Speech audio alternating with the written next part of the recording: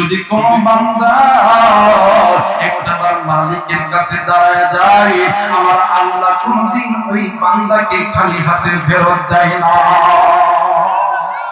আমার আল্লাহ কোনদিন ওই বান্দাকে খালি হাতে ফেরত দেয় না। আপনি কি গুনাহ করছেন? আপনি সুদ খাইছেন, আপনি ঘুষ খাইছেন, আপনি জেনা করছেন, একটা বার মালিকের দরবারে সিজদা লাগায়া বলো না আল্লাহ গুনাহ করছি, আল্লাহ আমি ভুল করছি।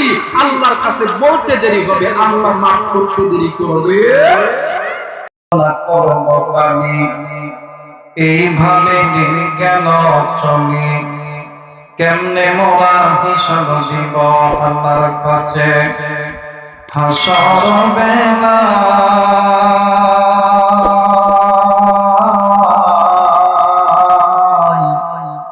দিন ফুরিয়ে যাইলে আমার সময় ফুরিয়ে যায়। মুহাম্মদ জিকির কইলা ইলাহা লা ইলাহা ইল্লাল্লাহ, লা ইলাহা লা ইলাহা ইল্লাল্লাহ মুহাম্মাদুর রাসূলুল্লাহ। সকলেই করি সাল্লাল্লাহু আলাইহি ওয়াসাল্লাম। আলহামদুলিল্লাহ, আল্লাহ পাকের দরবারে লাখ কোটি শুকর যে আল্লাহ পাক আপনাকে আমাকে দয়া করে মায়া করে আজকে জান্নাতের বাগানে জান্নাতের মেহমান হিসাবে আসার জন্য বসার জন্য তৌফিক দান করেছেন। সকলেই মহাব্বতে শুকরিয়া আদায় করি, সকলেই করি আলহামদুলিল্লাহ। অগণিত দরুদ ও সালাম বর্ষিত হোক জনাবি ইমামুল মুরসালিন খাতামুন নবিয়্যিন রাহমাতাল লিল আলামিন সেই আখিরি জামানার নবীর প্রতি মহাব্বতে দরুদ পড়ি, সকলেই পড়ি সাল্লাল্লাহু আলাইহি ওয়াসাল্লাম।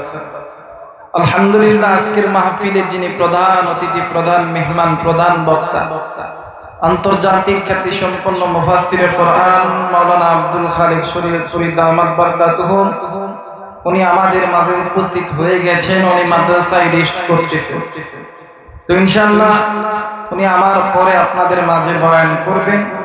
হযরতের আগে আপনাদের মাঝে বসেছি দিনই কিছু কথা বলার জন্য।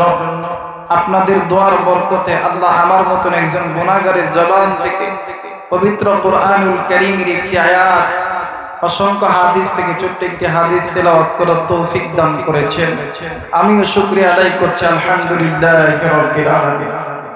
আমার ভাইরা, আমি যে আয়াতে কারিমা তেলাওয়াত করেছি, আয়াতে কারিমাকে সামনে রেখে আমি ছোট্ট মানুষ আপনাদের মাঝে বলতেছি, এখানে যারা আমরা উপস্থিত আছি, বড় ছোট, নারী পুরুষ, ধনী গরিব, আলেম উলামা, ইমাম মসজিদ, এমন কোন ব্যক্তি আছেননি যে বলতে পারবেন হুজুর আমার জিন্দেগির জমিনে গুনাহ নাই? একজন আলেম, তারও জিন্দেগিতে হয়তোবা জানতে না জানতে অজান্তে গুনাহ হয়ে গেছে। আপনি একজন ধনী, আপনারও জানতে অজান্তে গুনাহ হয়ে গেছে। আপনি একজন ইমাম, জানতে অজান্তে আপনারও গুনাহ হয়ে গেছে। গুনাহ ছাড়া কিন্তু কোনো ব্যক্তি নাই। আর আল্লাহ তাআলা আমাদেরকে তৈরি করেছে জাহান্নামে দেওয়ার জন্য, আল্লাহ বানায়নি। আল্লাহ আমাদেরকে জান্নাতে দেওয়ার জন্য বানাইছে। কিন্তু আপনি আমি এই দুনিয়া পাইয়া ওই মালিকের সামনে নাফরমানি করতেছি। আপনি আমি দুনিয়া পাইয়া আল্লাহর ঘর মসজিদ ছেড়ে দূরে আছি। আপনি আমি দুনিয়া পাইয়া নবীর ঘর মাদ্রাসা থেকে দূরে আছি।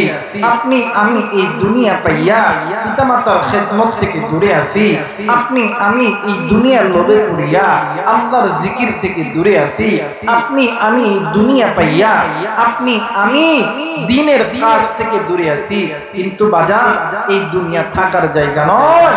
আপনি যতই বড় বড় ধনী হন না কেন, আপনি কোটি টাকার মালিক হন না কেন, আপনি আর্মি, বিডিআর, পুলিশ, র্যাব যা কিছু হন না কেন, এইটা দুনিয়াতেই থাকবে।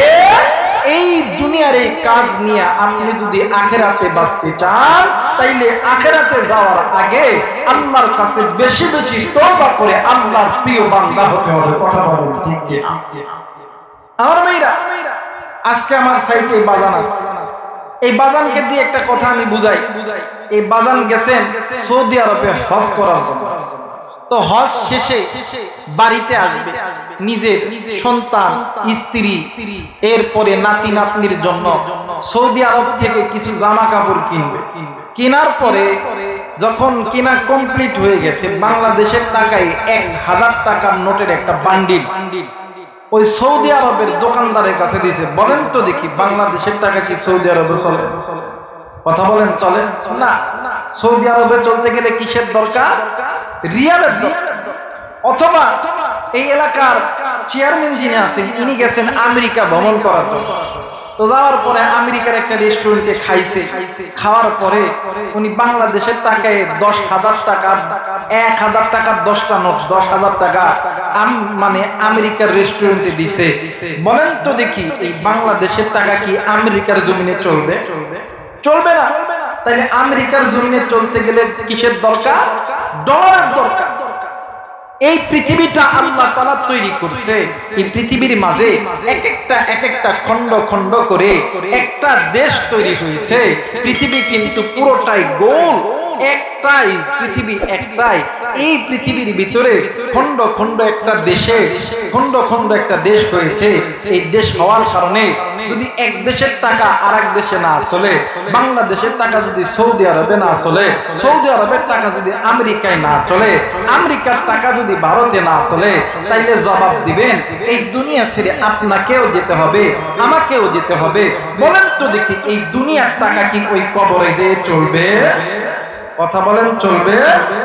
মুসলমান ভাইরা আমার, বন্ধুগণ, লম্বা আমি করব না বাবাজি, অল্প সময়ের ভিতরে সর্বকথার মাধ্যমে ইনশাআল্লাহ দোয়া নিয়ে চলে যাব। এই বন্ধু আল্লাহ রাব্বুল আলামিন ডাকতেন কোন বান্দাদি, ইয়া আইয়ুহাল্লাযিনা আমানু তুবু ইলাল্লাহি তাওবাতান নাসুহা। এই বান্দা তুমি গুনাহ করছো, এই বান্দি তুমি গুনাহ করছো, তোমার গুনার খবর কেউ জানে না, তোমার গুনার খবর তোমার মা জানে না, তোমার গুনার খবর তোমার বাপ জানে না, তোমার গুনার খবর তোমার দাদা দাদি না মানে কেউ জানে না, তোমার গুনার খবর জানি আমি আল্লাহ। এ বান্দা, এ বান্দি, এখনো সময় আছে, আমি আল্লাহর কাছে তওবা করো, আমি আল্লাহর কাছে মাফ চাও, প্রথম মাফ চাও, আমি আল্লাহর কাছে চাও, আমি আল্লাহর কাছে চাইতে দেরি হবে, আমি আল্লাহ তোমাদেরকে মাফ করতে দেরি করব না। একটু আওয়াজ করে বলেন সুবহানাল্লাহ। মুসলমান ভাইরা আমার, বন্ধুগণ, এই জায়গায় এমন কোন মানুষ নাই বলতে পারবে না হুজুর আমার জিন্দেগির জন্য গুনাহ নাই। আমি আমিও বলতে পারবো না আমার জিন্দেগির জন্য গুনাহ নাই। গুনাহ যদি থেকে থাকি, আল্লাহ এই বান্দাকে বেশি পছন্দ করে। এই বান্দা গুনাহ করার পর আল্লাহর কাছে বেশি বেশি তওবা করে। আপনি ভাবতেছেন আমি অনেক বড় গুনাহ করেছি, আমার গুনাহ হয়তো বা আল্লাহ মাফ করবে না। আপনি হয়তো বা ভাবতে পারেন আমি সুদ খাইছি, ঘুষ খাইছি, আমি জিনা করেছি, আমি নাফরমানি করেছি, আল্লাহ হয়তো বা মাফ করবে না। কিন্তু আমার আল্লাহ রহমান, আমার আল্লাহ রহিম, তিনি খালিক, তিনি মালিক, তিনি হুয়াল হাইয়ুল কাইয়ুম। যদি কোন বান্দা একটাবার মালিকের কাছে দাঁড়ায় যায়, আমার আল্লাহ কোনদিন ওই বান্দাকে খালি হাতে ফেরত দেয় না। আমার আল্লাহ কোনদিন ওই বান্দাকে খালি হাতে ফেরত দেয় না। আপনি কি গুনাহ করছেন? আপনি সুদ খাইছেন, আপনি ঘুষ খাইছেন, আপনি জিনা করছেন, একটা বার মালিকের দরবারে সিজদা লাগায়া বলো না আল্লাহ গুনাহ করছি, আল্লাহ আমি ভুল করছি। আল্লাহর কাছে বলতে দেরি হবে, আল্লাহ মাফ করতে দেরি করবে। আমার ভাইরা, অনেক সময় আমি একটা মিসাল দিয়ে থাকি, বলেন তো দেখি, সন্তান ল্যাংড়া হোক, লুলা হোক, কানা হোক, খোড়া হোক, এই সন্তানকে যদি মা বাবার চোখের সামনে কেউ যদি থাপ্পড় মারে, কেউ যদি গালি দেয়, কেউ যদি আগুনে নিক্ষেপ করে, কোন মা কোন বাবা কি সহ্য করতে পারে? জোরে বলেন, পারে? আল্লাহ কই বান্দা না রে, ওই মায়ের চোখের সামনে, মার চোখের সামনে সন্তানরে মারলে মা বাবা যদি সহ্য করতে না পারে, এই বান্দা বান্দি, ওই মা বাবারে আমি আল্লাহ তৈরি করছি, ওই মা বাবার মহব্বতের চাইতে আমি আল্লাহর কাছে তুই বান্দার প্রতি মহব্বত বেশি। বান্দা একটা আমি মালিকের দরবারে বল না, আল্লাহ ভুলা মানে আল্লাহ গুনাহ করেছি, ভুল করেছি, বান্দা তুই বাধ্যতারি হবে, আমি আল্লাহ মাফ করতে দেরি করব।